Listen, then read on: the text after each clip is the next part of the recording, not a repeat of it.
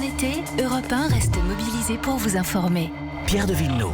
Il est 8h13, Pierre, sur Europe 1. Coup d'œil maintenant à l'international avec Jean-Sébastien Soldaini. Bonjour Jean-Sébastien. Bonjour. Ce matin, la Corée du Nord se distingue à nouveau puisque Kim Jong-un a fait tirer 2 nouveaux missiles hier soir en mer du Japon. Oui, rien n'y fait. Après 3 rencontres avec Donald Trump et la dernière il y a moins d'un mois, historique, vous vous en rappelez, le président américain qui traverse la frontière, qui devient le premier dirigeant des États-Unis à poser le pied en Corée du Nord, tout juste ne vient-il pas planter la bannière étoilée dans le sol? Un petit pas pour l'homme, pas même un saut de puce pour la paix.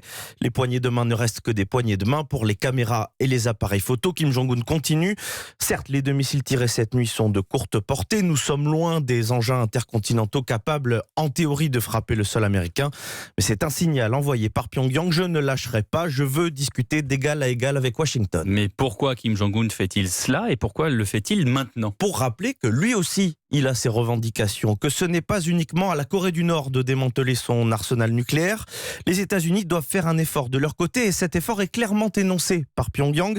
Américains et Sud-Coréens doivent cesser leurs exercices militaires conjoints. Des manœuvres qui ont lieu chaque année, fin août, début septembre, ça approche.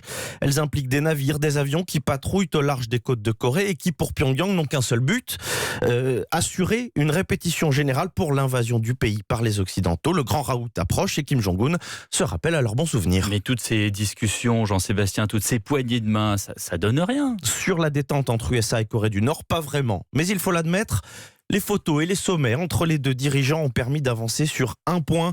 Kim Jong-un est sorti d'un certain isolement. Avant ça, il était en contact avec Pékin, son parrain qui lui permet de contourner les sanctions et de vivre sous perfusion. Mais depuis, il voyage peu. Mais il voyage, il a rencontré Vladimir Poutine et Xi Jinping et surtout, le dialogue semble bien installé avec la Corée du Sud. Les 2 dirigeants ont même signé une déclaration commune proclamant qu'il n'y aura plus de guerre sur la péninsule coréenne. Une belle avancée alors qu'aucun armistice n'existe entre les 2 pays. En revanche, sur le nucléaire qui est le dossier central, ça patine.